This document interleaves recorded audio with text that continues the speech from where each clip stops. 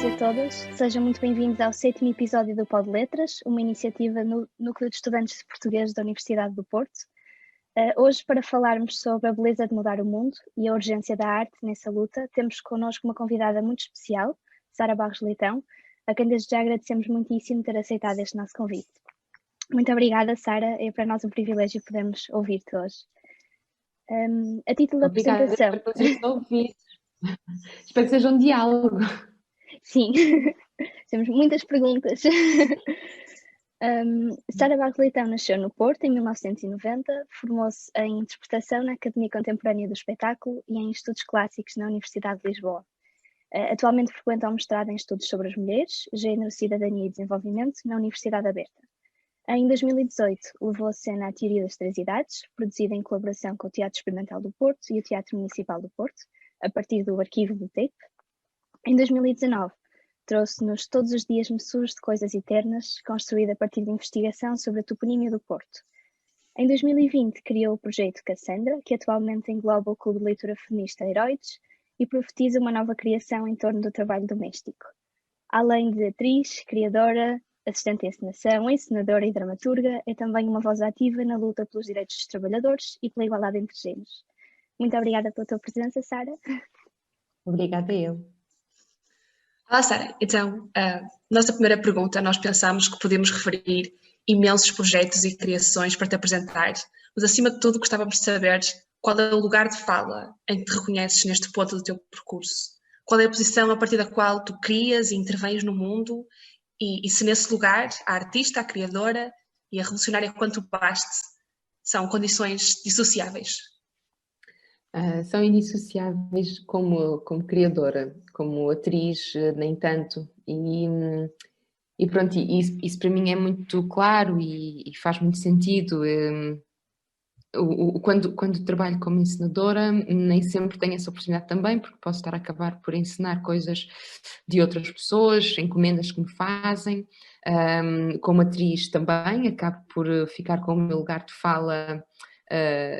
Eu acho que é um trabalho muito generoso, porque tu estás a dar voz às ideias e às palavras de outras pessoas. E, portanto, o trabalho como atriz e como ator é, assim, dos trabalhos mais generosos que eu encontro. Agora, de facto, comecei a perceber que isso é como se não me chegasse para tudo o que eu quero fazer e dizer. E então, finalmente, assumi que gostaria de criar os meus projetos. Não é um caminho fácil, porque... não no sentido... é muito difícil porque é preciso trabalhar muito. Acho que não é tanto aí. Porque sim, mas isso é em tudo. É nesta profissão ou noutra qualquer. Acho que é uma coisa transversal a qualquer profissão. É um caminho difícil, primeiro porque é preciso assumir aquilo que tu és e queres, e isso nem sempre é muito fácil. Estava a ouvir a introdução e parece sempre que estou, a ouvir, a descrever outra pessoa que não eu, não é? Eu não me revejo nisso. Deixa-me já fazer aqui um disclaimer. Eu comecei a licenciatura em Estudos Clássicos e comecei um mestrado e não acabei nenhum. Eu tenho uma licenciatura e um mestrado por acabar, eu sou péssima. Então, pronto, nesse sentido é difícil às vezes assumir que somos isto ou que somos aquilo, é tudo um caminho. Como criadora, interessa-me sempre partir daquilo que são as minhas inquietações, porque eu também não sei criar de outra forma. Acho que nós criamos sempre a partir do lugar da inquietação, do questionamento, daquilo que daquilo que à noite nos tira o sono, não é? E nós ficamos sempre a pensar naquilo e não conseguimos dormir. E quando isso acontece é quando de facto estás perante uma obra que vai começar a nascer, que nasce primeiro em ti, nasce no momento em que tomas banho, quando lavas a louça e quando aquilo começa a ser impossível de parar de pensar. Então é quando sinto que tenho de pôr mãos à obra, e até agora esses assuntos acabam por ser de alguma maneira indissociáveis das minhas preocupações diárias como cidadã, como ativista. Então eles caminham lado a lado. Não quero dizer com isto que eu acho que o teatro só tem que ter este lugar de reivindicação, de panfleto, de todo, não. Mas acho que é o sítio em que eu agora sinto que faz sentido para mim trabalhar, e seria muito desonesta comigo estar a tentar partir para criações com coisas que eu não sinto, porque aí acho que ia correr ainda pior. Pronto, não sei se respondi. Sim, perfeitamente, muito obrigada. Olha, pegando precisamente nesta questão das tuas criações, porque é uma questão que nós temos, são trabalhos que nós temos acompanhado, e sentimos que é muito importante a memória, e dar voz a histórias e a vozes que ficaram invisíveis ao longo da história, com H maiúsculo. Temos, na teoria das três idades, temos as origens do TAPE, que é um movimento associativista, em regime ditatorial. Em Todos os Dias me Surge de Coisas Eternas temos o resgate da memória das mulheres pelas ruas do Porto, e nesta nova investigação artística será em torno do trabalho doméstico. Tudo isto são apresentados como monólogos, mas sentimos que em última instância parece que estás a procurar trazer uma infinidade de vozes e perspectivas para o palco. Qual é que é para ti a importância de dar a conhecer estes discursos nas tuas criações? Como é que isto integra, lá está, as inquietações que te fazem criar?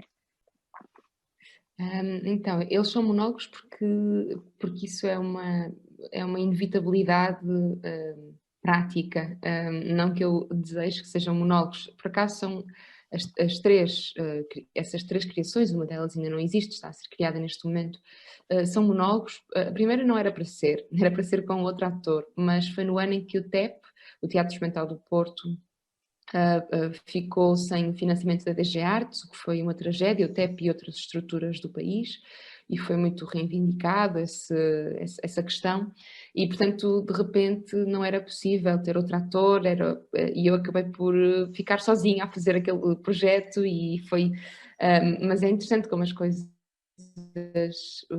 é como se os deuses conspirassem mesmo a teu favor, não é? Porque eu tinha escolhido outro ator precisamente porque achava que eu não era capaz sozinha de fazer seja o que for. E então ali foi quase os deuses a dizerem-me, não, tens mesmo de ir sozinha, vais ver que vais conseguir. Pronto, e depois o outro projeto foi uma questão orçamental, eu não tinha orçamento para fazer também com outra pessoa, e este projeto aqui, que o monólogo de uma mulher chamada Maria com a sua patroa tem uma equipa maior, mas também é um monólogo.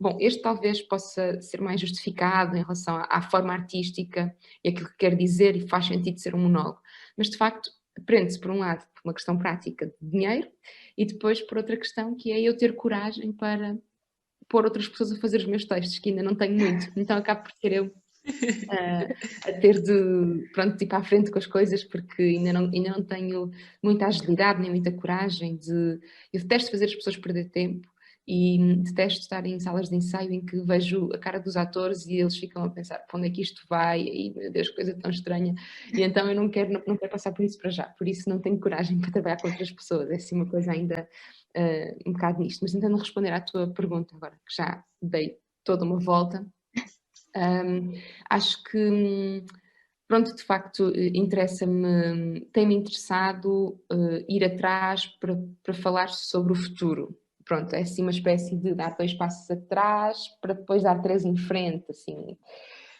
Um movimento quase como quando os desenhos animados, não é? Que quando querem começar um sprint têm sempre que dar assim uns passos atrás para depois ir a correr.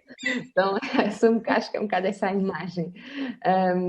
E isto, pronto, também está ligado ao meu interesse pelos estudos clássicos, que também se liga com o interesse pelos arquivos, que também se liga com o interesse por isto tudo, ou seja, eu gosto de tirar as raízes dos problemas e das coisas e tentar descobrir as raízes das palavras, a raiz dos mitos, a raiz da literatura universal, e depois, a partir daí, perceber como é que isso nos dias de hoje age e o que é que eu tenho a dizer sobre isso e como é que eu olho para o futuro. Portanto, a minha relação com os arquivos não é uma relação muito nostálgica, nem muito assim de achar só giro por ser vintage.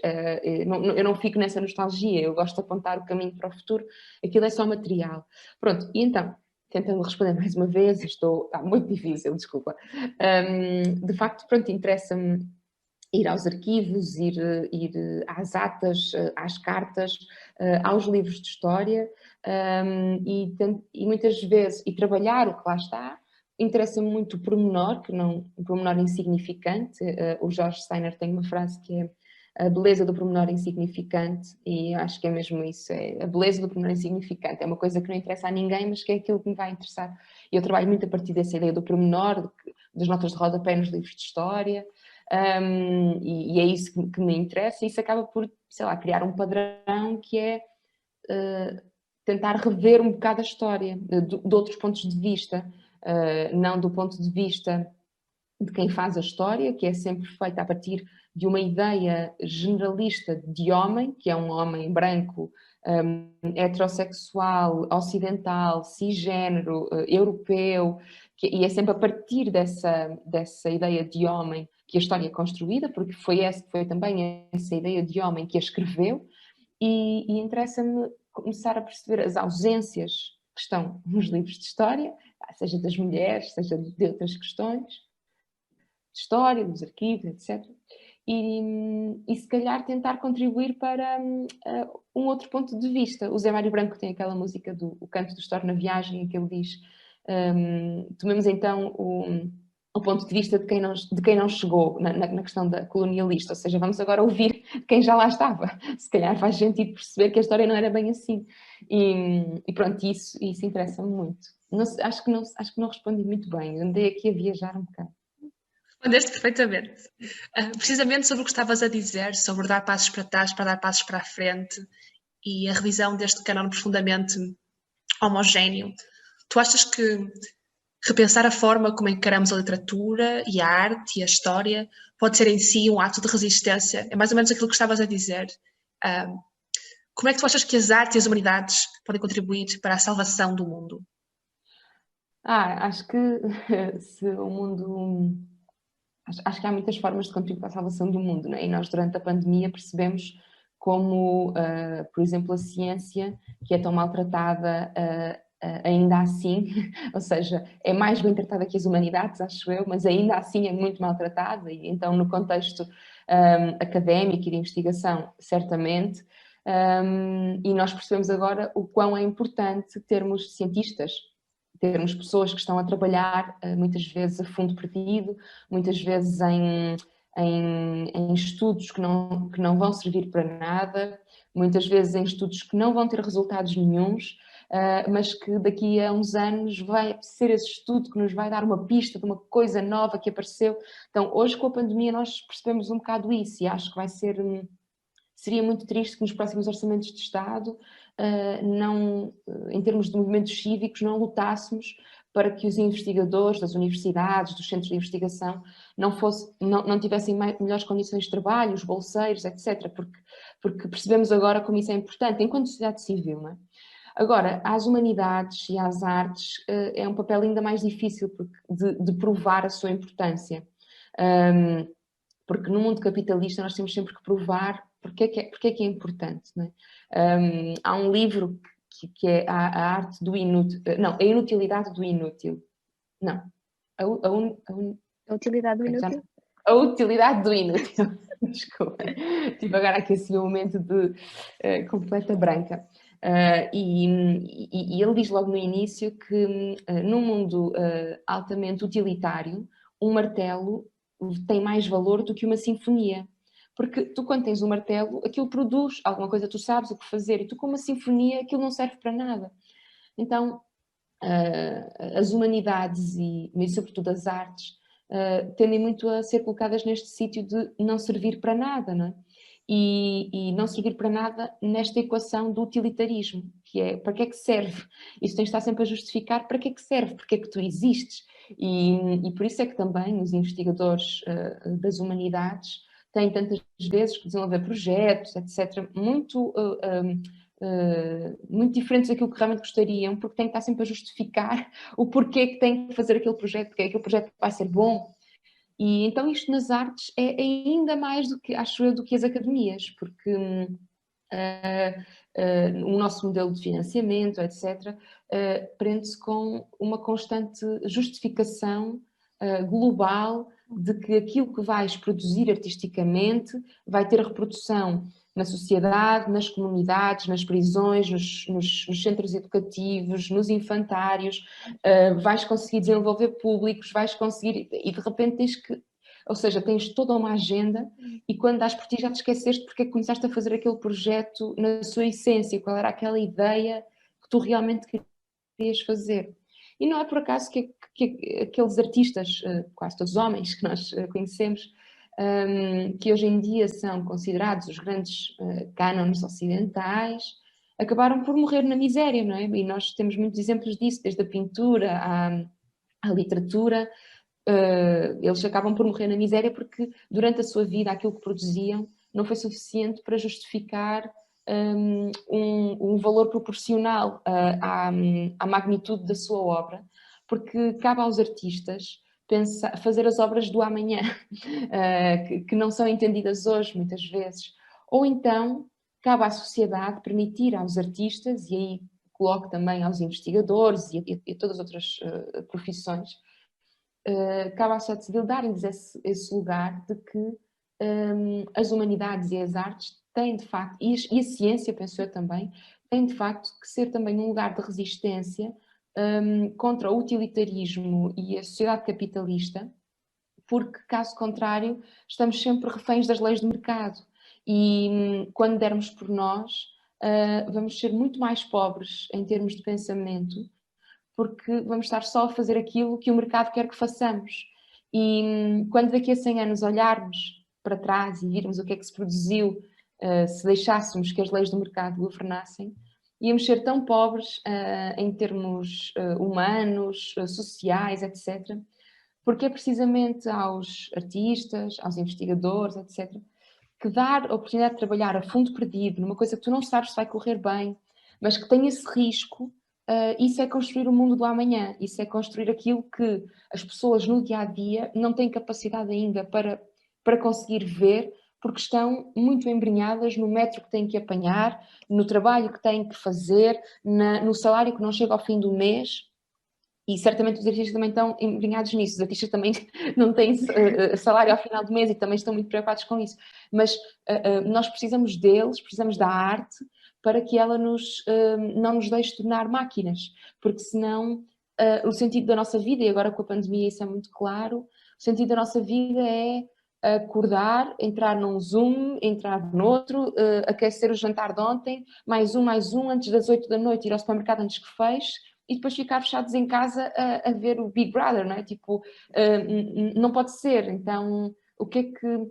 E é perigoso esta coisa da pandemia e do acesso à cultura e das dificuldades do acesso à cultura, porque acentua desigualdades, e termino, juro que termino aqui a minha fala, a pandemia acentua desigualdades também no acesso à cultura, porque isto nós acharmos que o streaming, que a internet, que pode ser uma alternativa, de facto sim pode, mas pode para quem tem acesso a ela. Quem não tem, também não tinha antes e vai ficar ainda com menos possibilidade de, no seu dia-a-dia, se deparar com uma coisa que lhe lembre da importância do espanto. Por isso é que é tão importante obras de arte no metro, é tão importante obras de arte no meio de uma rotunda, é tão importante pronto, este tipo de intervenções, porque permite a que pessoas que no seu dia-a-dia de máquinas, a ir de um trabalho para o outro, no terceiro transporte desse dia, com a marmita do almoço, consigam ser confrontadas com uma coisa que nunca tinham pensado e aquilo consiga começar uma transformação interior. E portanto, preocupa-me que a pandemia acentue essas desigualdades, porque quem tem acesso a elas, quem tem acesso à internet, quer dizer, vai continuar a frequentar, porque já era alguém que já o fazia antes. Então eu acho que, pronto, agora perdi-me um bocado, mas acho que respondi já à tua pergunta e estava já aqui a entrar noutra coisa, desculpa, vamos falar. Não de todos. Desculpa, Luísa, queres dizer? Não. Eu sinto profundamente tudo o que tu disseste, é uma coisa que me ocorre muitas vezes, esse tipo de considerações. Pensando especificamente no teu trabalho sobre os clássicos e nos teus estudos clássicos, eu acho que queres falar-nos um bocadinho sobre a pertinência e eventualmente a urgência de pensar essas histórias e reanalisá-las sob a perspectiva dos estudos feministas, dos estudos pós-coloniais, as novas análises e como é que essa revisão pode ter um impacto absoluto na forma como encaramos o canon ocidental e como essa representação e essa reanálise é importante para afetar a nossa perspectiva. Olha, obrigada pela pergunta, é um Obrigada a prazer nós. fazer uma pergunta dessas, deixa eu ver se eu estou à altura. Há aqui várias coisas, eu meto-me sempre em trabalhos, não teria estado a pensar nisso, eu estava a dar uma entrevista e depois eu acabei a entrevista e pensei, meu Deus, eu meto-me em trabalhos tão grandes, porquê que eu não tento só responder? Eu sou muito conhecida na minha família, porque mal eu começo a falar, as pessoas dizem, pronto, no princípio era o verbo, porque eu vou à raiz do problema. Eu começo a falar no início do mundo para poder explicar porque é que não sou a lavar a louça. Tipo, é uma coisa. Então, eu estou a tentar responder à tua pergunta e já vou aqui fazer toda uma viagem. Portanto, deixa-me ver se eu consigo estruturar, mas isto é um problema. Então, há várias coisas que colocas. Portanto, primeiro, a questão do clássico. Porquê é que um clássico é importante? Acho que isso é sim uma pergunta. Porquê é que um clássico se torna um clássico? O que é que faz dele um clássico? E eu tenho a ideia que um clássico, ou seja, uma obra que perdura pelo tempo, que resiste a guerras, que resiste a queimas de livros, que resiste a invasões, etc. Uma obra que resiste a tudo isso e que continua constantemente a ser feita, ainda que durante alguns períodos da história possa não o ser, por proibição, por desinteresse particular naquele momento da história daquele assunto, porque obviamente tudo é cíclico, não é? Portanto, mas uma obra que continua permanentemente a fazer isso acaba por se tornar um clássico, não é? Pronto. Daí a nós acharmos que os clássicos são inquestionáveis, eu tenho muitas dúvidas. Eu acho que e não é o facto de questionarmos um clássico que lhe estamos a tirar valor, pelo contrário, eu acho que estamos a aumentar-lhe valor. Pronto, isso é o sítio onde eu me coloco. E fiquei um pouco mais tranquila quando, ao estudar estudos clássicos na Faculdade de Letras da Universidade de Lisboa, me deparei com um centro de estudos clássicos dirigido por pessoas com 40, 45 anos, até menos, e pessoas que têm um posicionamento sobre os clássicos que eu acho que é mesmo muito saudável, porque é neste sentido, que é, ele é clássico, então vamos mexer, vamos falar sobre ele, vamos perceber o que é isto, vamos relê-lo, vamos traduzi-lo de novo, ou seja, acho que às vezes a ideia da tradução ajuda, que é, mas quer dizer, já está traduzido, porque é que vamos agora fazer uma nova tradução? Tipo, já está, e isso às vezes é uma boa metáfora para falar de formas novas de querer ensinar um clássico. Tipo, mas porquê que agora vais pôr uma mulher a fazer? Tipo, porquê que vais traduzir? Sempre foi um homem, porquê que vais traduzir outra vez o texto? E na verdade, e vocês sabem bem, a tradução é muito importante este ato de continuarmos a traduzir, porque se continua a descobrir a obra, porque se continua no fundo, acho que um clássico é um clássico não porque nós o continuamos a fazer, mas porque nós sentimos a necessidade de o continuar a fazer. E isso significa que ele atua em nós de alguma maneira. Um clássico é atual porque atua, nós lemos e aquilo atua no nosso corpo, pronto, tem qualquer coisa. Por isso é que nem todas as obras se tornam um clássico, e por isso é que acho que é tão importante percebermos de que formas é que eles atuam. Pronto, e depois outra questão é o que é que fazemos com eles e como é que nós os revemos e mexemos neles, etc. Eu não acho que nós tenhamos obrigação de o fazer. Acho que os clássicos têm sempre o seu lugar e as várias áreas podem ir mexendo ou não neles conforme seja o seu interesse. Agora vou falar das artes, sobretudo, porque acho que em termos de investigação científica eu não sou a pessoa mais habilitada para o fazer, eu desconheço até os próprios processos e mecanismos de retraduzir uma obra, reolhar para ela, portanto é uma coisa que sou desconhecedora. Mas no caso de olharmos para, por exemplo, uma tragédia grega, vamos concretizar e querermos adaptá-la, queremos dar-lhe uma nova vida, eu acho que ela pode ser sempre encarada da forma mais ortodoxa, da forma mais disruptiva. Eu acho que tu podes fazer o que tu quiseres com aquela obra, porque na arte deves sempre poder fazer o que tu queres. E isso é mesmo muito importante. Essa diversidade é fundamental. Com isto não quero dizer que nós sempre que fazemos uma mudeia temos sempre que lhe dar uma nova vida. Acho que deve haver espaço para fazer a Medeia da forma mais ortodoxa possível. Acho que isso é mesmo muito importante, porque caso contrário estaríamos quando eu digo a Medeia, sei lá, por exemplo, pensarmos em peças muito machistas e de repente, será que elas devem continuar a ser feitas? Ou uma coisa com que eu me deparei há pouco tempo foi no Otelo de Shakespeare. Eu fiz assistência de encenação a esse espetáculo e tive alguns problemas de consciência a fazer aquilo e ainda hoje fico a pensar sobre aquilo, porque eu penso, pronto, aquilo é um homem que é dito que é negro, apesar de poder ser ou não, não é? Agora isso depende da encenação, apesar de eu achar que devia ser, que tem imensos ciúmes da mulher, induzido também pelo Iago, que é outra grande personagem, e no fim, pronto, agora grande spoiler, ele mata, pronto. E ainda hoje temos a comunicação social, a imprensa a cobrir esta peça e a escrever Otelo, o ciúme que mata. E eu fico, gente, como assim? Século XXI, não é o ciúme que mata, é o homem que mata. Tipo, isto é violência doméstica, o ciúme não mata.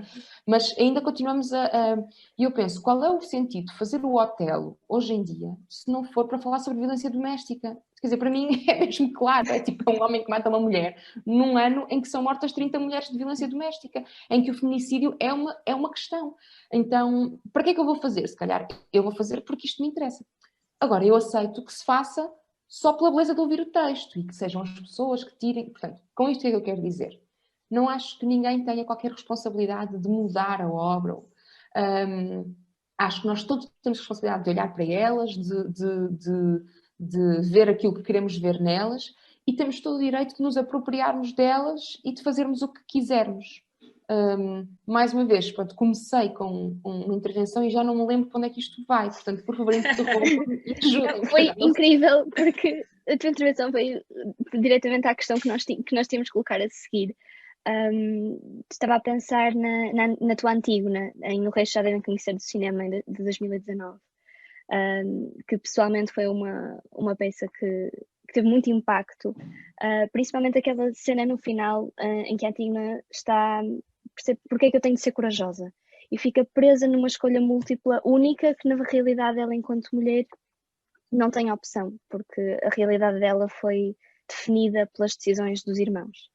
E nós pensando na tragédia grega, nós temos tantos textos com figuras femininas com tanto impacto. Aliás, se calhar se pensarmos no corpus da tragédia, são as primeiras figuras que nos lembramos, mas todas elas foram escritas por homens. E é uma perspectiva de um agente masculino, representada para homens, por homens. Por isso, a nossa pergunta era realmente se temos uma responsabilidade como leitores e como espectadores, independentemente das novas encenações, ou por causa dessas encenações, de finalmente resgatar uma identidade feminina e tentar encontrar a autonomia dessas figuras hoje. Até que ponto é que podemos levar a reescrita, ou se não for a reescrita do ponto de vista da encenação, como é que nós, como leitores, poderemos contribuir para essa luta feminista e para essa mudança? Olha, há bocado eu estava a falar do Centro de Estudos Clássicos da Faculdade de Lisboa, precisamente nesse ponto que tocas, que é até que ponto é que nós podemos reescrever mitos, tragédias, personagens, isto porque só quem anda a dormir é que acha que nunca se reescreveram mitos, ou seja, e isso também é uma coisa interessante, que é, acho que gostamos imenso de colocar coisas num pedestal em que elas nunca tiveram. E isso é engraçado, é como se... olha, não sei explicar, é muito interessante pensar na antiguidade, quer dizer, quantas versões dos mitos é que nós conhecemos? Centenas, milhares, cada autor pegava naquilo e fazia o que queria. A cada festival anual, eles decidiam o que é que queriam e nós, vou fazer aqui uma à parte. Às vezes eu não sou nada de matemática, mas às vezes ajuda.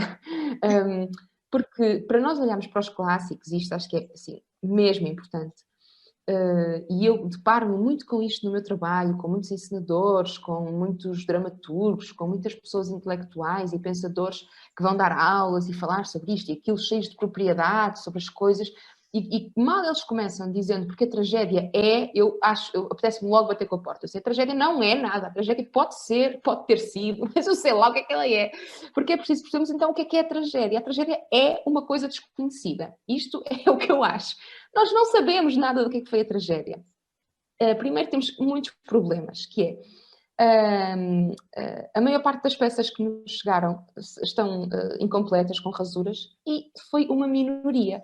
Vamos fazer contas. Agora, pronto, não estava preparada para estas contas, podia ter trazido, mas basicamente, se nós pensarmos que todos os anos havia um concurso em que havia pelo menos, cada autor tinha que escrever 4 peças, 3 tragédias e uma comédia, e sabemos que pelo menos havia 3 autores em cada ano, isso significa que dá 4 vezes 3. Então, isso multiplicando pelo número de anos que nós sabemos que houve aquele festival, dá não sei o quê, não sei o quê, não sei o quê. Isto, comparando com o número de tragédias que nos chegaram, nós temos cerca de 39 tragédias. Ou seja, isto dá 0, qualquer coisa por cento daquilo que foi a tragédia grega. Então, e nós só temos tragédias de uma região da Grécia. Então é tipo, o que é que estava a acontecer? Não nos chegou, nós não temos nada disso. Então, dizer que a tragédia é isto ou é aquilo é uma coisa mesmo falsa, que é, poderá ter sido uma coisa assim, mas também poderá ter sido o seu contrário.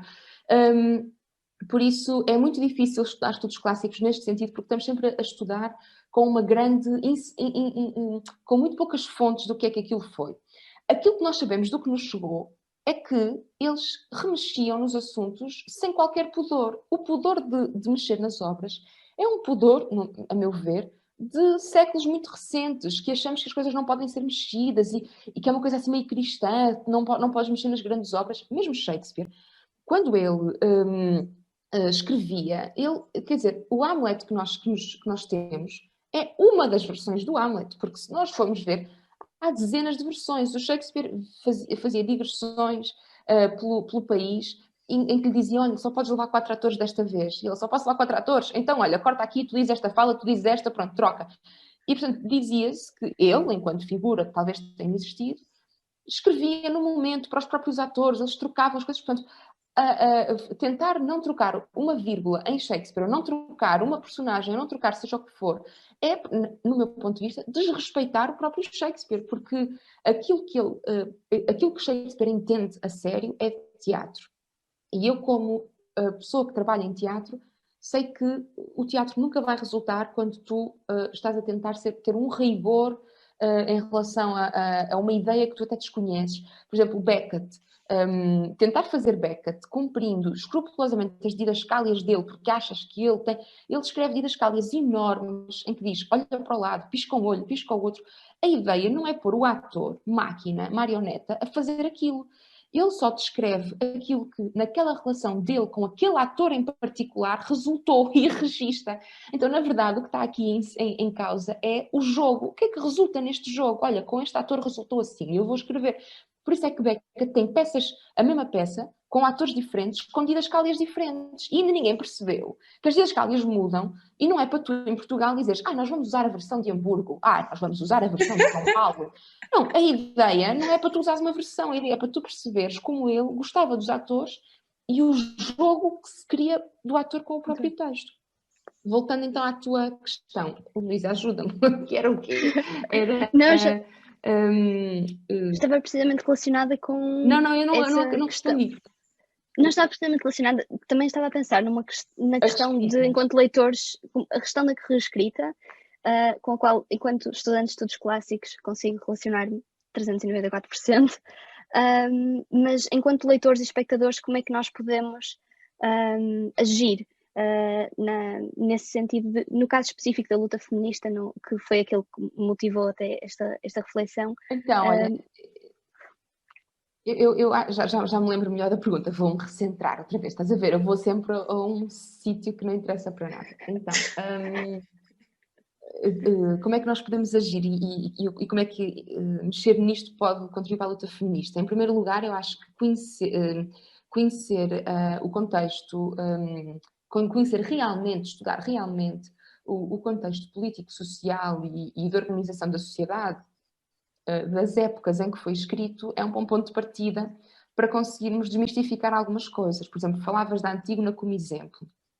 E hoje em dia, o que nós mais vemos são encenações da Antígona e se usa a Antígona como a grande figura da emancipação da mulher, que é uma coisa que me causa muito urticária, que é como é que a Antígona é a figura da emancipação feminina. Não me revejo de todo nisso. Primeiro porque ela foi escrita por um homem, depois porque ela foi escrita numa altura em que as mulheres nem sequer eram consideradas cidadãs, e depois porque aquilo que nós vemos hoje na Antígona é aquilo que queremos ver na Antígona. Mas se formos olhar mesmo para a Antígona quando ela foi escrita, a Antígona não era revolucionária nenhuma. Ela era só aquilo que era esperado que ela fosse. A Antígona é a mais bem comportada das mulheres. A luta que ela tem com o Creonte, que hoje dizem é uma mulher enfrentar um homem. Não, a Antígona ela é a mulher ideal que morre, que sofre, que faz tudo pelos ideais atenienses. E, portanto, ela, na verdade, é o suprassumo de como uma mulher deve ser obediente e bem comportada pelo que são os ideais atenienses. Então, eu não acho que ela seja nada revolucionária, eu sei que isto pode ser um bocado polémico.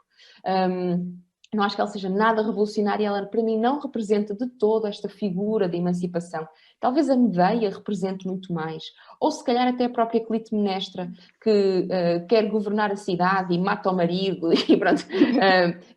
Que é uma coisa muito mais, se calhar para mim representa muito mais esta lógica de, pronto, do que é que pode ser um ideal feminista, e não estou com isto a dizer que se deve matar alguém, pronto, porque, quer dizer, de repente tem 2 exemplos de pessoas que matam filhos e que matam maridos e, bom, enfim. Por isso é que estás a ver, mesmo ainda hoje, a sociedade tem dificuldade em aceitar a Medeia e a Clitemnestra como personagens que representam a emancipação feminina, e gostam muito mais de colocar a Antígona porque ela não mata ninguém.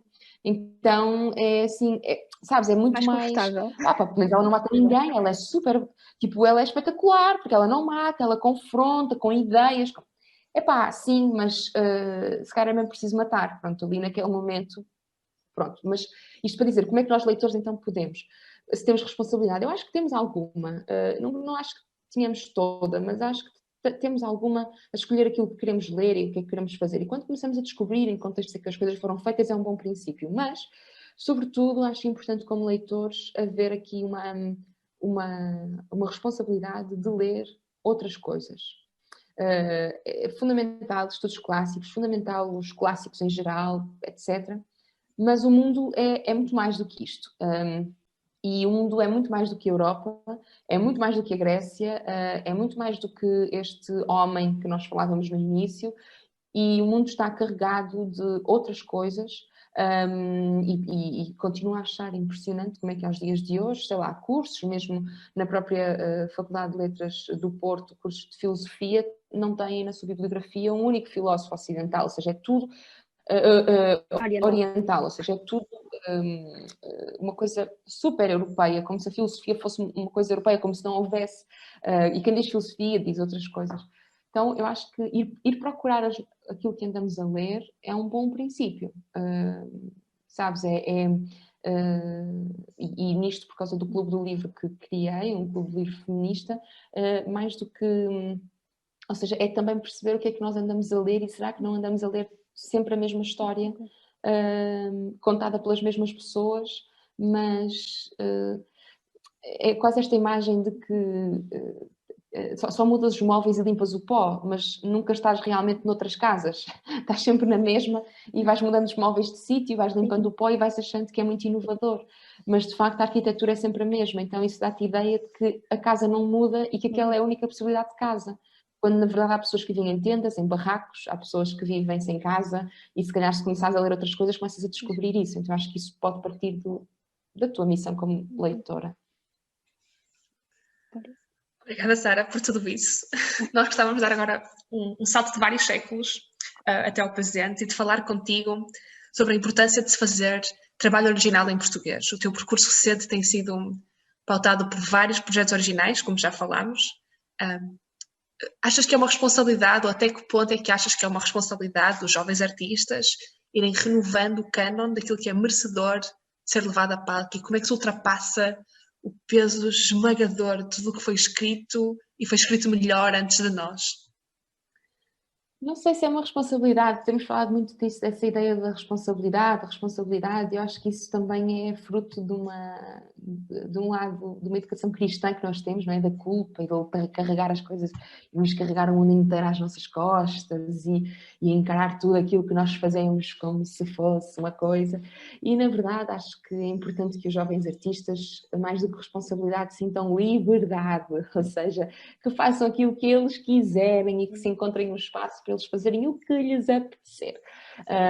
Seja fazer os grandes textos, seja escrever eles os próprios textos, o que interessa, acho o que é mesmo importante, é que haja espaço para que eles façam aquilo que sentem que têm de fazer. Pronto, isso acho que é fundamental, porque a partir do momento em que nós começamos de cima para baixo a criar agendas do que é que os artistas devem ou não fazer, acho que aí estará tudo muito errado. Ou seja, agora só vamos fazer originais e de repente os jovens artistas podem não querer fazer originais, podem mesmo querer fazer os grandes clássicos.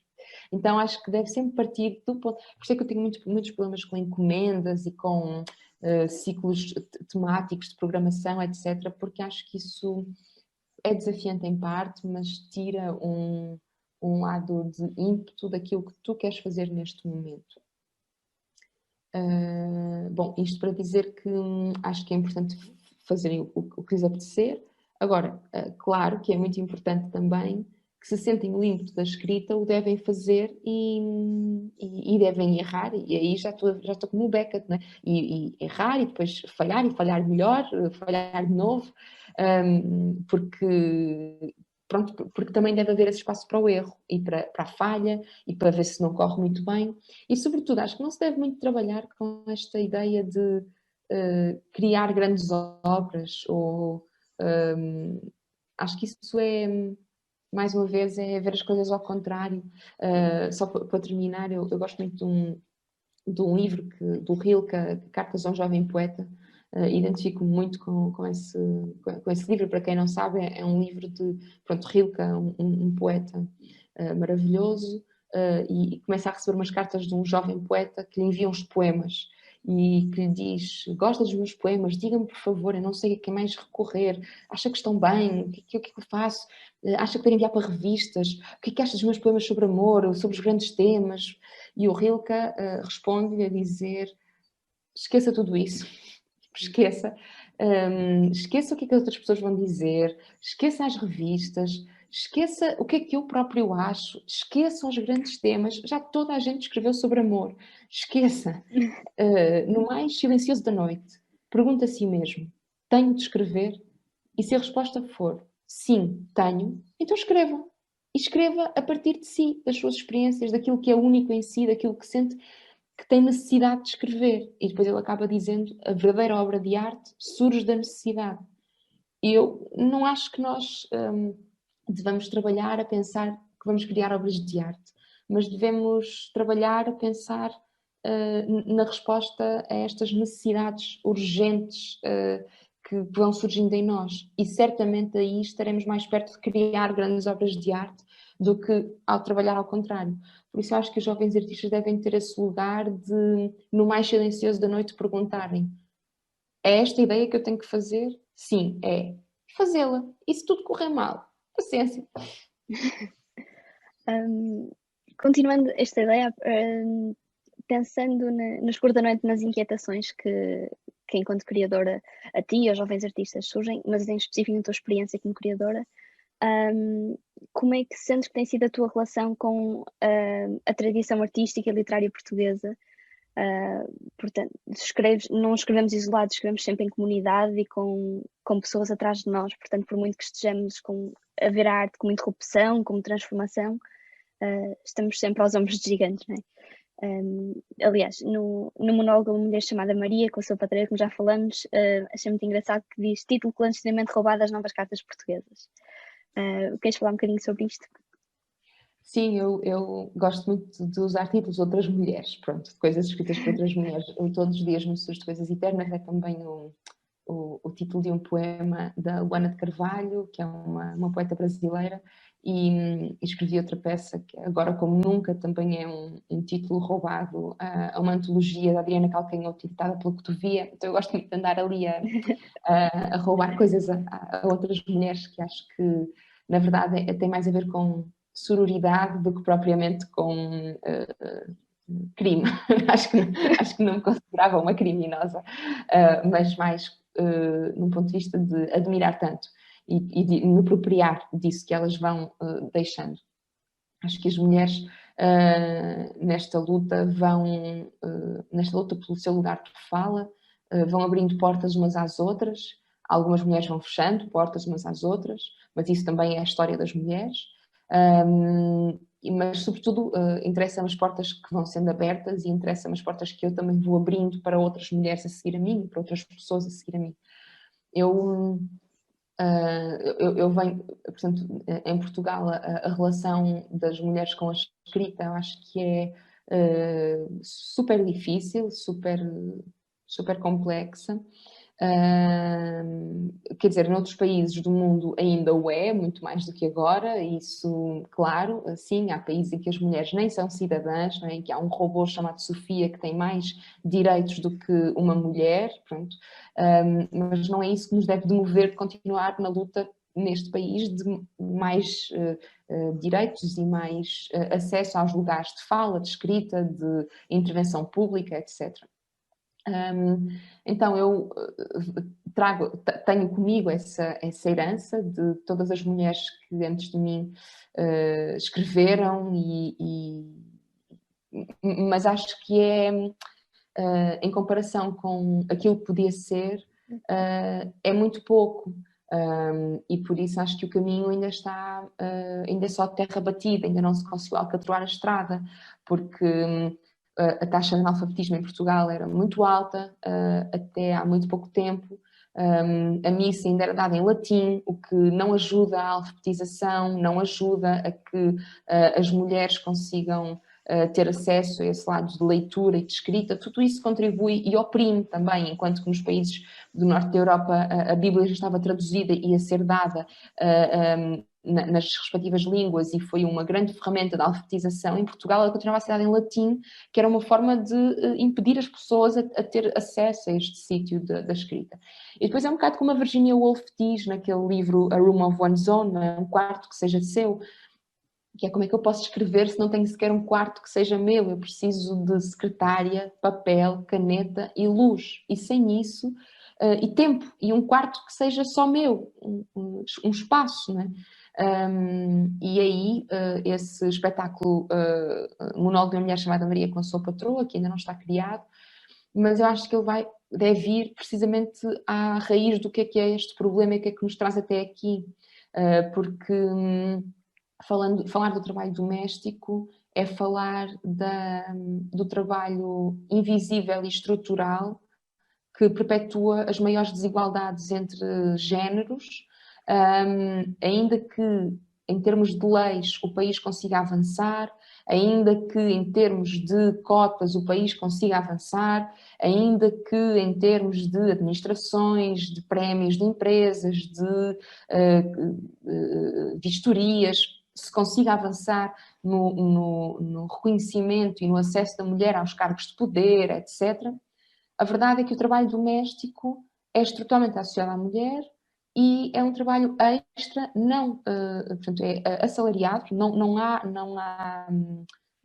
há valor por ele, e calcula-se que a mulher trabalha em média mais 1h40 a 2 horas por dia, a mais do que o homem, em trabalho doméstico e trabalho reprodutivo. E isto perpetua a grande desigualdade e, sobretudo, na questão da escrita, ainda ao encontro do que me estavas a perguntar, Luísa, não nos podemos esquecer, eu estou sempre a falar da pandemia porque acho que é muito difícil afastarmos também daquilo que nos consome, não é? Não sermos obcecados com isso, mas é importante refletir. E vi no outro dia um estudo, quer dizer, números concretos, de que o número de papers, e sei que este podcast também está muito ligado a pessoas que têm esse tipo de interesses, o número de papers desde o início da pandemia entregues por mulheres em termos globais teve um decréscimo de 70%. Então, as mulheres em teletrabalho conseguem trabalhar 70% menos, porque têm filhos, têm telescola, têm toda uma casa. Mas o número de papers de homens aumentou 50%, quer dizer que os homens são mais produtivos em casa. Então, como é que se explica isto? Só se explica porque há uma desigualdade profunda no trabalho doméstico e na divisão de tarefas domésticas. E essa divisão das tarefas domésticas não é apenas uma questão prática de hoje lavo eu a louça, amanhã lavas tu. É todo um trabalho de planeamento familiar que é esperado que seja a mulher a desenvolvê-lo e, portanto, acontece muitas vezes em casais. Neste caso falamos de casais heterossexuais, não é? Acontece muito esta coisa do mas também não me deixes, como é que és que eu faço? Tu não me dizes o que é para fazer e é precisamente essa a questão, que é tu não me dizes. Pois claro, porque eu é que estou a pensar no que é para fazer. É como se fosse minha responsabilidade perceber se hoje é dia da roupa branca ou é dia da roupa de cor. E todo esse trabalho é muito cansativo e tira todo E, portanto, se pensarmos que a mulher, na sua vida, quantos escritores é que nós não conhecemos que têm até um trabalho oficial e depois escrevem de uma forma mais como hobby, que depois chega a uma altura da sua vida em que isso acaba por ser a sua profissão principal, mas, sei lá, por exemplo, jornalistas que depois escrevem, etc. Quantas mulheres é que nós estamos a fazer isso? Muito poucas, porque enquanto os homens saem do trabalho e pegam no seu carro e vão e estão ali no mercado abastecedor, no trânsito, a poder pensar na sua obra, a poder pensar nas suas ideias, etc. A mulher está a pensar, está a ir à farmácia, está a ir buscar a cebola que falta para o jantar, a carne que não pôs a descongelar, o que é que ela vai fazer para colmatar isso, a mochila do miúdo, ele que vomitou. Portanto, tudo isso é um trabalho muito cansativo de planeamento e gestão familiar que tira toda a capacidade da mulher ao final do dia, à meia-noite, poder sentar-se e escrever. E, portanto, não assumir isto é não assumir a maior desigualdade de géneros que existe. Para terminar, há uma frase que eu gosto muito que foi dita pela Manuela, uma antiga professora reformada, cuidadora informal, que um dia estava na cozinha e disse: não nos chegam as 24 horas do dia para ser a mulher que esperam que sejamos. E esta frase, pronto, acho que é de facto muito comovente e certamente entrará nesse espetáculo. Não sei se consigo responder à tua questão, mas eu sei a herança que trago das mulheres que efetivamente conseguiram escrever, mas também sei que a maior parte delas eram mulheres privilegiadas, burguesas, que tinham essa capacidade de poder escrever, e eu fico muito assustada a pensar em todas as outras analfabetas que nunca souberam sequer escrever o seu nome, que obras é que elas teriam produzido. Por exemplo, os diários, que é uma das grandes ferramentas para escrever a história das mulheres, porque é um objeto estruturalmente associado à mulher, que aceita-se que a mulher tenha segredos, desejos, prazer, mas fica fechado no diário. E, portanto, dá-se sempre às mulheres, mais do que aos homens, dá-se o diário, desde adolescente, porque se aceita que ela vai ter prazer, desejos, pensamentos secretos, ela pode tê-los, mas fica ali fechado.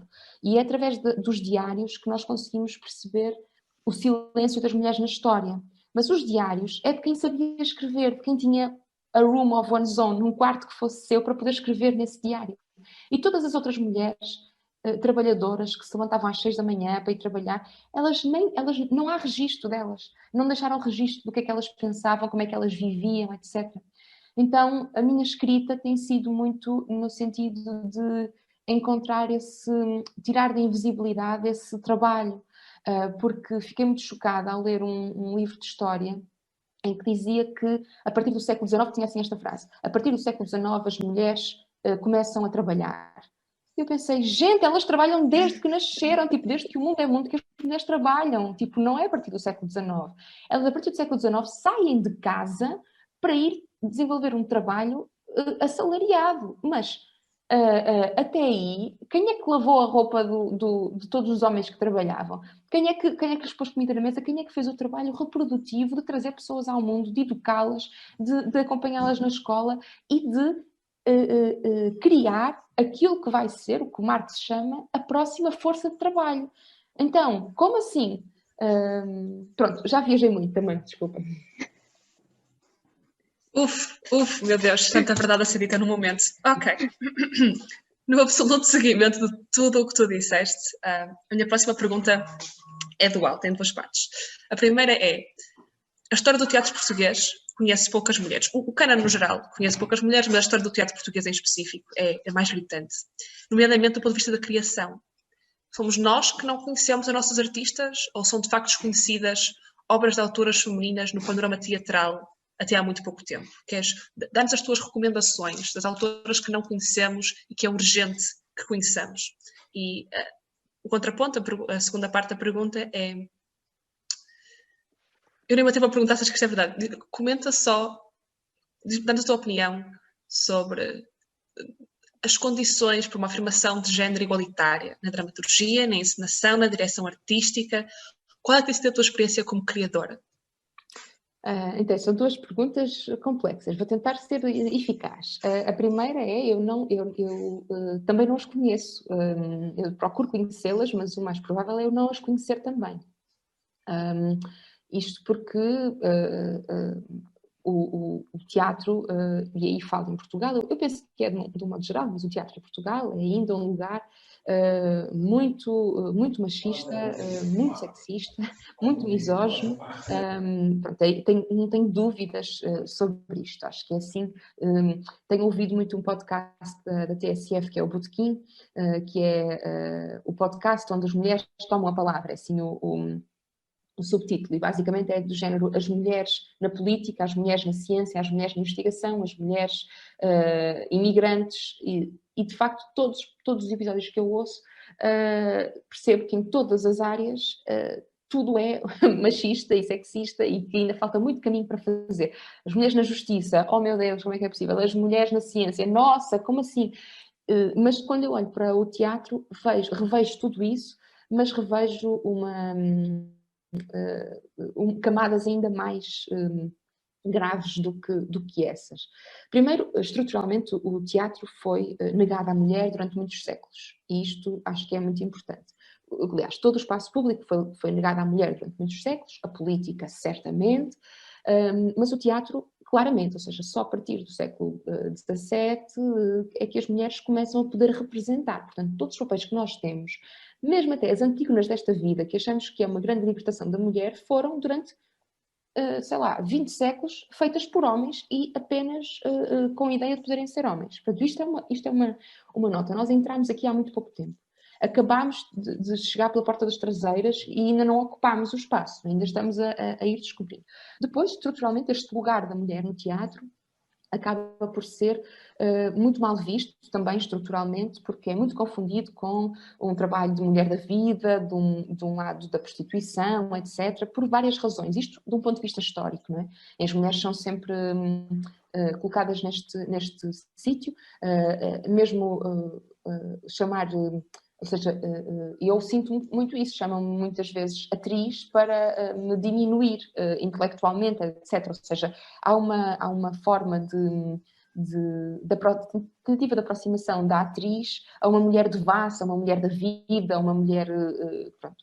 E isso não é uma coisa de só menos importância, isso é estrutural, não é? Tudo o que é estrutural é complexo.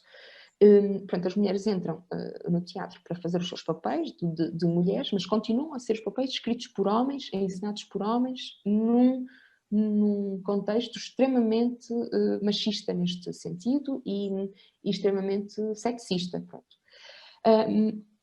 Depois começam, obviamente, a conseguir desenvolver-se várias profissões que hoje em dia acho que isso já não é uma questão, portanto há produtoras, há iluminadoras, acho que isso já não é uma questão. Agora, os cargos de poder certamente ainda e é porque basta ver os números, portanto existe.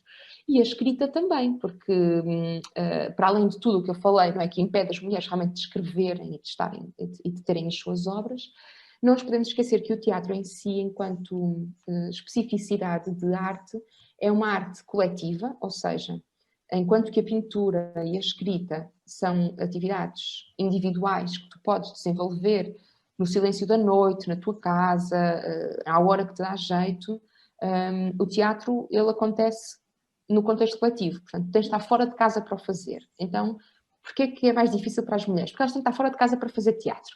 Logo à partida, tudo o que eu falei antes, elas têm que conseguir encontrar o espaço de sair. Depois, é uma atividade que é noturna. O teatro acontece à noite. Ou seja, acontece à hora em que as crianças saem da escola, em que o jantar tem que ser feito, em que é preciso pôr crianças na cama, em que, portanto, tudo isso é muito complexo. Eu ouvia as políticas a dizerem, mas na política todas as reuniões são à noite, isto é horrível para as mulheres, etc.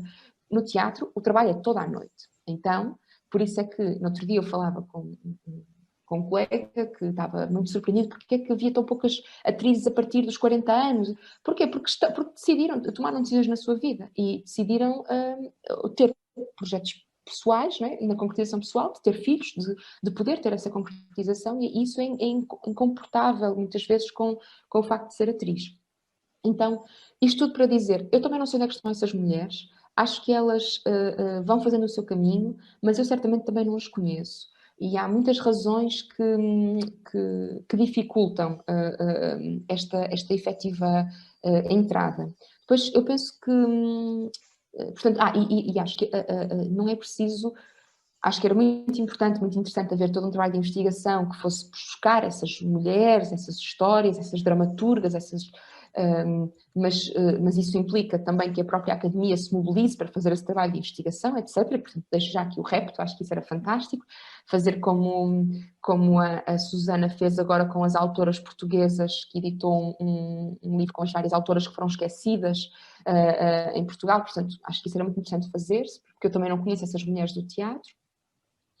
Mas a segunda questão mas só para dizer que acho que nós, enquanto espectadores, não precisamos de grande trabalho de investigação para ir buscar essas mulheres. Aqui o que podemos fazer é, enquanto espectadores, ir ver os espetáculos de mulheres. Isso é logo uma questão à partida, que é, será que ainda temos esta coisa de, por não conhecermos, por não sabermos quem é, não vamos ver? Será que ainda estamos, ou não? Se calhar fazer esse exercício e ir ver espetáculos de mulheres, ir ver obras de mulheres, para podermos apoiar, criticar e mostrar que aquilo aconteceu, porque nós estivemos lá a testemunhar que aquilo aconteceu. Pronto, e dizer com a nossa compra de bilhete que queremos mais daquilo, que aquilo é uma boa opção, pronto, porque isso é muito importante. Depois, por outro lado, a segunda questão que colocas tem mais a ver como é que podes-me ajudar. Sim, claro, era sobre a tua experiência como no mundo do teatro e se há comentários sobre se há ou não uma afirmação de género igualitária na dramaturgia, na encenação, na direção artística. Então, eu penso que ainda não há, acho que caminhamos para isso e sem dúvida estamos sempre a falar de mulheres, mas é muito importante dizer que todas as pessoas são aliadas na luta feminista e eu vejo a luta feminista como uma luta de aliados e aliadas. Por isso é que não encontro luta feminista sem todas as outras lutas antirracista, etc. Porque, portanto, aqui os homens que estão nesses lugares de poder são aliados fundamentais no sentido de possibilitar essa entrada, porque se eles barrarem, então aí é mesmo ainda mais difícil, penso eu. Agora, parece-me que criar, de um ponto de vista feminista, não é só falar sobre mulheres ou colocar a mulher no centro, ou acho que não passa só por aí, pode passar, se a artista assim quiser, porque acho que é importante começarmos a devolver à história o nosso ponto de vista, portanto, se é para falar sobre a emancipação das mulheres, falemos nós do nosso lugar de fala, o que é que nós sentimos, até porque há tantas mulheres e tantas histórias de emancipação, há tantas histórias de emancipação quantas mulheres existem no mundo, não é? Existem mulheres pobres, existem mulheres ricas, portanto, existem mulheres oprimidas, existem mulheres que nasceram livres, há tantas formas e por isso é preciso escrevê-las todas. Estamos muito atrasadas e temos de o fazer. Mas eu acho que aquilo que me interessa, só para terminar, é como é que se trabalha de um ponto de vista feminista no dia-a-dia. E eu acho que isso passa por uma série de implementação de políticas feministas, das quais eu tento, no meu trabalho, implementar, que passa pelas questões laborais. Portanto, eu acho que não há luta feminista sem luta de classes.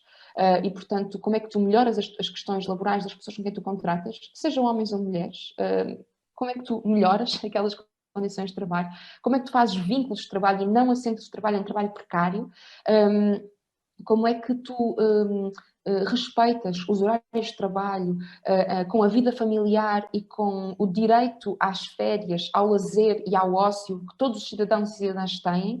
Isto para mim é dirigir um projeto artístico de forma feminista. Trabalhamos de segunda a sexta, das 10 da manhã às 5 da tarde, ao fim de semana não se trabalha, aos feriados não se trabalha.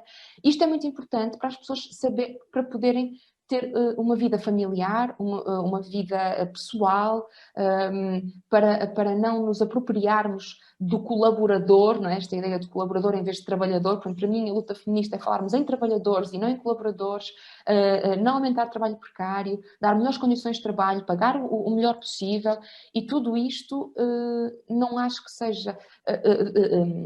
as licenças de parentalidade é uma questão que é muito importante ser faladas, e eu acho que uma das coisas que é preciso evoluir na nossa lei é de facto a obrigatoriedade da licença da parentalidade ser gozada pelos dois géneros, tal como existe já noutros países que já fizeram essa mudança e que perceberam como isso influenciou. Ou seja, neste momento eu posso dividir, não é, a licença com o pai de uma criança, não é? Portanto, a mulher e o homem podem dividir esta licença.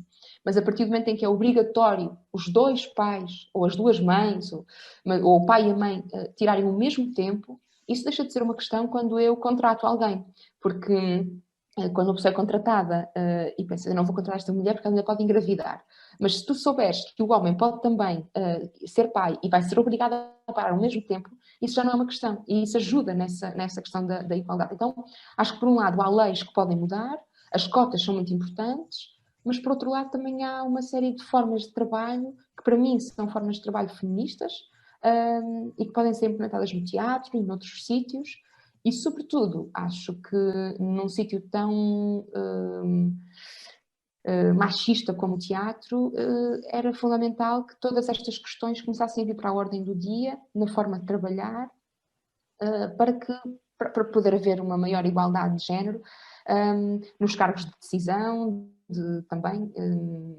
Pronto, acho que é isso.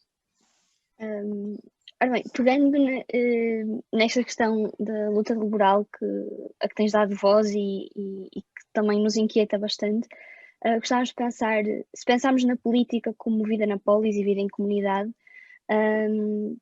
qual é que é o papel que as gerações mais novas podem ter para participar ativamente nesta mudança? Num discurso recente falaste sobre a sensação de invisibilidade, quando somos mais novos, sentir que a política é uma coisa que é para os outros, que não percebemos muito bem o que é que está a ser discutido. Eu tenho irmãs mais novas e são questões que nos inquietam, que não abordamos na escola e que parecem muito externas. Por isso a questão seria, como é que achas que as gerações mais novas podem intervir e o que é que para ti, pessoalmente, te fez sentir que não era preciso não ser ouvido, ou seja, que podias ter uma voz ativa? Eu acho que, de facto, as gerações mais novas têm... Acho que todas as gerações mais novas, em qualquer momento do mundo, têm sempre a responsabilidade da mudança e têm sempre o karma de se achar que elas não servem para nada. Mas isso é a história do mundo. Já desde a antiguidade clássica que existem textos de pensadores a dizer: estou muito preocupado porque a nova geração não lê. E, entretanto, olha lá quantas gerações já passaram, não é? Então, os mais velhos acham sempre que os mais novos não sabem, que não leem, que são... E em todas as gerações há sempre patetas e há sempre pessoas incríveis. Há sempre pessoas desinteressadas e há sempre pessoas interessadas. E por isso não compro nada essa história de que as novas gerações são alienadas, são isto ou são aquilo, e que são as gerações das redes sociais e que... São gerações com especificidades, tal como a nossa foi, tal como os nossos pais foi. Quer dizer, todas elas são, e todas elas são belas por isso. E eu encontro nestas gerações mais novas que eu um engajamento político e social muito forte. E acho que têm uma responsabilidade, elas sim têm uma responsabilidade muito grande, porque vão ser a geração que vai viver a segunda crise das suas vidas, que vai viver pior que os seus pais e que, em termos sociais e económicos, não se espera nada de bom. Em termos de climáticos, também não. Em termos de proteção laboral, também não. E por isso eu acho que seria muito ignorante da nossa parte olharmos para a história do mundo e acharmos que já está tudo feito e que estas gerações só vão estar aqui a surfar a onda que nós andámos a construir. Não acho mesmo nada assim. Acho que nada pode ser dado por garantido, de todo. A história do mundo já nos mostrou que está sempre a mudar e cabe a esta geração mais nova, sem dúvida alguma, uma tarefa hercúlea de preservar a democracia, por exemplo, que não é uma coisa de tão pouca importância assim. Ou seja, acharmos que pelos nossos avós terem feito o 25 de Abril já está tudo feito. O 25 de Abril ainda nem sequer chegou a todos os lugares de Portugal, primeira coisa. Portanto, antes de mais é preciso ainda continuar nessa agenda. Depois a agenda de 25 de Abril ainda não é a agenda que reflete as totais preocupações daquilo que precisa de ser debatido hoje, nomeadamente a crise climática, os direitos das pessoas LGBT, mesmo a própria luta das mulheres, que foi muito invisibilizada pela luta antifascista. Em Portugal, a história do feminismo nessa época não acompanhou o resto do mundo, porque as mulheres sabiam que precisavam de se aliar à luta antifascista e de abdicar da luta pelos direitos das mulheres e da igualdade para conseguirem sair daquela ditadura. Mas se formos ver noutros países da Europa, a luta das mulheres foi muito mais forte. Portanto, em Portugal, até o próprio 25 de Abril não engloba a luta feminista. Aliás, ainda é muito difícil, mesmo em termos sindicais, etc., os sindicatos, em termos históricos, foram muito inimigos das mulheres. Não estou a falar em Portugal, na generalidade. Impediram as mulheres de entrar no mercado de trabalho, não quiseram regular salários. Em termos históricos, os sindicatos têm aqui uma força muito, muito forte na opressão dos direitos das mulheres. E isso é estrutural, então ainda se vê essa questão. Perdi-me. O que é que eu estava a dizer, Luísa? Qual era a tua pergunta? Não, estava precisamente relacionada a primeira pergunta com como é que as gerações mais novas podem ou devem intervir. Certo. Então vou usar já essa, porque as perguntas são muito grandes e eu perco-me. Então, acho que há uma grande responsabilidade nas gerações mais novas de uma série de lutas que estão por fazer ou de coisas que parece que estão garantidas e não estão. E, portanto, como é que elas garantem? Acho que uma das estratégias passa por ocupar os sítios de intervenção pública, nomeadamente é preciso, acho que a comunicação social tem um papel fundamental nisto e é preciso começar a combater esta lógica androcêntrica dos sítios de opinião. Acho que não podemos mais permitir que os opinion makers deste país sejam todos homens velhos, brancos, tipo, já não dá. E muitas vezes do mesmo partido, que ainda é uma coisa mais, tipo, não dá. Ou da mesma, todos à direita, quer dizer, temos de começar a desconstruir isto. Acho que era muito importante começar a perceber, a partir da comunicação social e dos lugares de opinião, onde é que estão as preocupações das pessoas mais novas e elas começarem a poder ter essa voz e poderem discutir essas questões. Porque, claramente, as suas preocupações vão ser outras. E acho que é importante, a partir do momento em que se começa a abanar estes lugares de poder, estes lugares de opinião, colocar na agenda outras preocupações que não só as preocupações da banca. Se calhar as preocupações é mesmo acabar com a banca e é preciso que alguém ocupe esses lugares e diga: eu não quero saber da banca, tipo, a banca para mim é para incendiar. Porque não é? Se isso ou eu não percebo nada da banca, por favor explique-me o que é a banca. E isso acho que pronto, que é assim, tipo, o passo a dar. Mas também temos ferramentas que nunca tivemos antes, que é a questão das redes sociais, da internet, que trazem perigos brutais, mas também trazem alcances inimagináveis.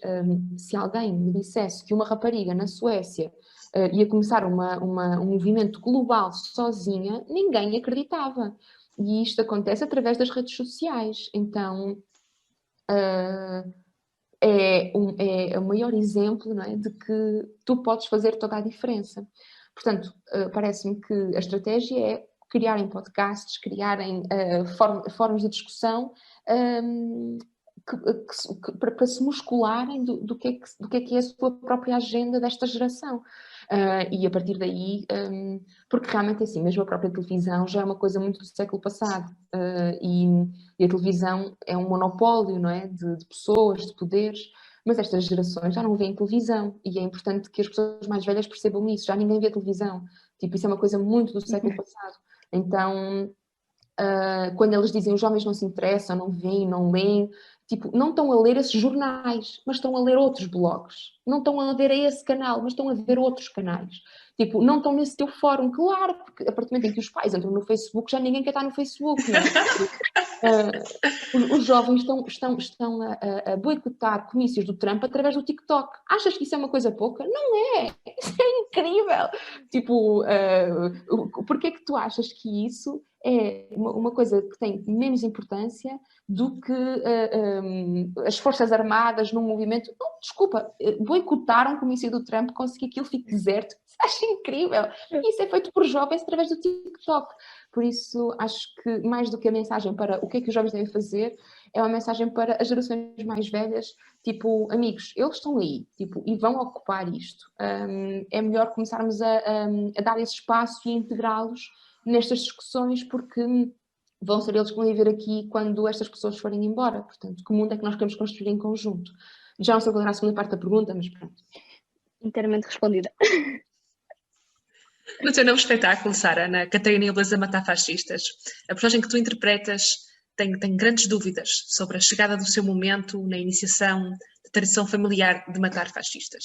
Tu mencionaste recentemente que o espetáculo pode ser encarado como um ponto de partida para equacionarmos as ferramentas de que dispomos para defender a democracia. Um contexto cada vez mais despótico. Como é que tem sido escrever, criar e representar num mundo como aquele que vemos plasmado nas notícias de que falavas hoje, em que a ameaça da extrema-direita sente-se cada vez mais próxima? E voltamos até, desculpa, numa intertextualidade com o Oscar Wilde, é a arte que imita a vida ou é a vida que imita a arte? Ok, só uma nota que o espetáculo é do Tiago Rodrigues, porque pode ficar aqui, como estamos a falar dos meus, o espetáculo é escrito pelo Tiago Rodrigues, é ensinado pelo Tiago Rodrigues, é uma produção do Teatro Nacional Dona Maria II, e eu estou como atriz e tenho muito gosto em poder fazer parte da equipa de criação do espetáculo, de pensamento do espetáculo, mas eu acho que ele é um visionário e cada vez mais, com cada eleição que entretanto vai acontecendo, seja em termos presidenciais, seja dentro dos próprios partidos e desta podridão que se vai vendo, consigo perceber que realmente ele também lhe deviam dar um espaço de opinião, mas para substituir a Maia nos programas da manhã. Ele é não só em questão de política, mas também na futurologia, naquilo que ele está a prever, infelizmente. Porque aquilo que ele prevê não é nada de bom, no meu ponto de vista. Portanto, como é que se cria neste contexto? Olha, durante esta criação do Catarina, em particular, nós começámos, vai agora fazer um ano, em março, a primeira residência. Não tinha havido eleições presidenciais e, portanto, estávamos portanto, as eleições legislativas foram em outubro, estávamos há 4, 5 meses, portanto, a Joacim tinha acabado de sair do LIVRE, portanto, isto para nos contextualizar do que é que a nossa extrema-direita representava, era ainda apenas um deputado na Assembleia, que na verdade não mudou, mas cuja projeção mediática se aumentou muito nestes últimos meses.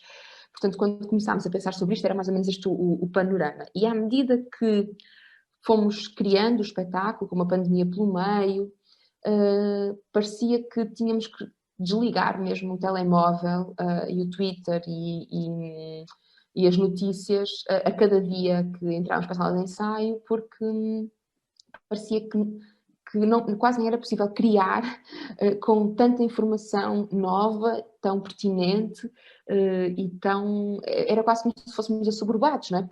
Pela realidade. E a certa altura foi mesmo preciso desligar-nos um bocado do que estava a acontecer no dia a dia, porque senão parecia que a cada dia aquilo iria alterar a lógica do espetáculo, porque parecia que o espetáculo já estava a prever aquilo e isso vai ficar mal, e, pronto, ou outras situações. Então era preciso desligar um bocado disso para escrevermos, mas de facto, desde então, foi proposta um cerco sanitário à comunidade cigana, uma coisa que o espetáculo projeta e que, entretanto, a realidade veio comprovar. Entretanto, a Rússia, em setembro, tem uma revisão constitucional em que a homossexualidade é proibida, e o espetáculo projeta também esta ideia da revisão constitucional, e isso é uma coisa que vem no programa deste candidato à presidência da República, em que ele diz claramente que quer uma mudança constitucional. Então há assim uma série de coisas que o espetáculo projeta, nomeadamente ele projeta que a extrema-direita, nas próximas eleições autárquicas, que ainda não aconteceram, ganhe várias câmaras, e eu estou muito convencida que isso irá acontecer de acordo com os resultados das presidenciais, sobretudo em regiões do interior. Portanto, eu não sei o que é que imita o quê, eu acho que aqui o que acontece, mais do que imitação, é isto que eu dizia no início de tudo, é porque é que os artistas têm de trabalhar e porque é que eles servem. Neste caso, o Tiago Rodrigues serve como um arauto de tragédia que se anuncia, que consegue projetar um futuro recente que iremos viver, em que a extrema-direita chega ao poder, em que consegue formar maioria absoluta no governo, e consegue maioria absoluta para uma revisão constitucional. E isto é o enquadramento do espetáculo. E, portanto, ele projeta isto, mas projeta qual é a forma de luta para isto, que acho que é uma coisa que temos todos de pensar. E por isso é que a arte e os artistas são tão importantes na nossa vida, porque seja qual for o nosso posicionamento político, vermos isto ensaiado em palco faz-nos pensar que medidas temos de tomar na vida. Ou seja, é como como se o espetáculo fosse um ensaio da vida. Como é que nós podemos,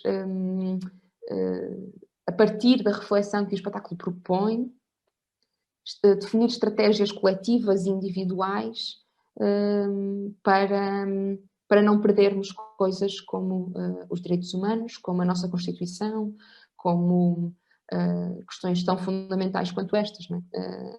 Então, não sei o que é que imita o quê, mas sei que os artistas são sobretudo importantes porque porque têm esta capacidade de olhar para aquilo que nós ainda não conseguimos ver. O novo Tiresias. Acho que é um bocado Tiresias. Há um musical que eu e a Ana gostamos muito, acompanhamos muito entusiasticamente desde 2016, que é o Hamilton, que tem a sua cota parte de intervenção, engajamento político e luta feminista, e em que há uma frase em que se define o legado como planting the seeds in a garden you never get to see, portanto, semear num jardim que nunca vamos ver.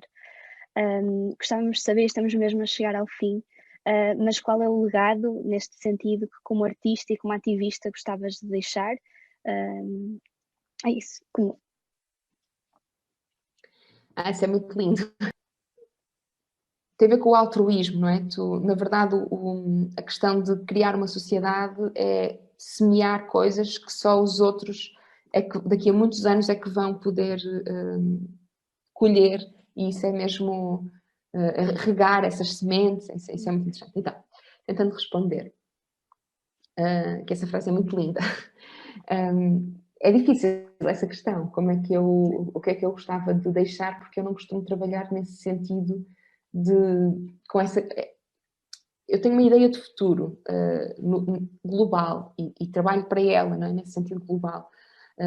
E espero que as minhas ações diárias e que o meu trabalho contribua ou que caminhe para esse sentido global que eu tenho. Mas não tenho nenhuma aspiração a que alguém um dia vá perceber o que é que eu fiz e descubra se consegui ou não. Claro que sim, que gostaria de contribuir para alguma coisa. E eu acho que se há coisa que eu gostava de contribuir era para abrir mais portas, portanto, se melhorar condições de trabalho de algumas pessoas. Portanto, gostava que a minha passagem como artista e como ativista trouxesse mais igualdade de alguma maneira. Isso seria muito bom de saber. Não sei se é possível ou não, mas pronto, que se calhar daqui a 100 anos, não num podcast que já não deverão existir, mas noutra coisa super virtual, poderão estar a falar sobre números de mulheres que escrevem, mulheres que encenam, e perceberem que houve algumas mulheres que foram abrindo caminho para que outras estivessem presentes, e eu gostava de fazer parte dessa história. Acho que farás certamente, pelo menos da nossa experiência como cidadãs e como espectadoras e leitoras, temos acompanhado o teu percurso e tem sido uma grande ferramenta de aprendizagem. Para terminar mesmo, quando endereçamos este convite, deixamos também o desafio de escolheres um pequeno excerto de uma escritora de língua portuguesa, independentemente de quando ou onde foi escrito, que gostasses de partilhar com os nossos ouvintes, algo que fosse preciso ouvirmos agora. Pedimos então que o partilhes connosco e terminaríamos assim então com a tua leitura. Ok, então eu escolhi, não de propósito, claro que sim, foi muito já refletido sobre isso. Vou ler só um excerto. Escolhi a Maria Velho da Costa, que nos deixou, foi uma das grandes perdas de 2020, portanto não nos podemos esquecer disso. Uma tragédia mesmo, uma autora como ela, e também porque ela é uma das autoras das Novas Cartas Portuguesas, um dos livros que me acompanha há muito tempo, que acho que há muitos mais livros com um espectro muito maior de representatividade, de histórias, etc., mas este em particular é um livro que me inquieta e que eu acho que ainda não foi trabalhado e conhecido o suficiente para poder ser simplesmente atirado para um canto. Acho que ele é preciso mesmo ser trazido. Mas eu não vou trazer esse livro, vou trazer um texto da Maria Velho da Costa, uma das autoras, que se chama Revolução em Mulheres. E tem... Conhecem? Nós tivemos uma iniciativa sobre Abril, sobre o Abril do ano passado, e tivemos leitura de vários poemas, e eu li esse poema. É dos meus poemas preferidos. Diz? Podias ler tu, porque... Não de todo. Então, eu não pratiquei, olha, já não leio isto há muito tempo, mas este é um poema longo, eu se calhar leio só a primeira, portanto há aqui vários portanto, há a parte 1, a parte 2, a parte 1 é a reconstituição da força de trabalho, se calhar leio esse bocadinho. Posso começar? É que eu agora estou noutra página, então não vos vejo. Sim, por favor. Força. A Revolução em Mulheres, de Maria Velho da Costa. 1. Reconstituição da força de trabalho. Elas são 4 milhões. O dia nasce, elas acendem o lume. Elas cortam o pão e aquecem o café. Elas picam cebolas e descascam batatas. Elas migam sêmias e restos de comida azeda. Elas chamam ainda escuro os homens e os animais e as crianças. Elas enchem lancheiras e tarros e pastas de escola com latas de buchas e fruta embrulhada num pano limpo. Elas lavam os lençóis e as camisas que hão de suar-se outra vez. Elas esfregam o chão de joelhos com a escova de piaçaba e sabão amarelo e correm com os insetos que não venham adoecer enquanto dormem. Elas brigam nos mercados e nas praças por mais barato. Elas contam centavos. Elas costuram e enfiam malhas em agulhas de pau com as lãs que hão de manter no corpo o calor da comida que elas fazem. Elas vêm com um cântaro de água à cinta e um molho de gravetos na cabeça. Elas limpam as pias e as tinas e as coalheiras e os currais. Elas acendem o lume. Elas migam hortaliça. Elas desencardem o fundo dos tachos. Elas passajam meias e calças e camisas e outra vez meias. Elas areiam o fogão com palha de aço. Elas calcorreiam a cidade a pé e à chuva, porque naquele bairro os fatos macacos são caros. Elas correm esbaforidas para não perder o comboio, o barco. Elas pousam o cesto e abrem a porta com a mão vermelha. Elas põem a tranca no palheiro. Elas enterram o dedo mínimo na galinha a ver se tem ovo. Elas acendem o lume. Elas mexem o arroz com um garfo de zinco. Elas lambem a ponta do fio de linha para virar a camisa. Elas enchem os pratos. Elas pousam um alguidar na borda da pia para aguentar. Elas arredam a coberta da cama. Elas abrem-se para um homem cansado. Elas também dormem.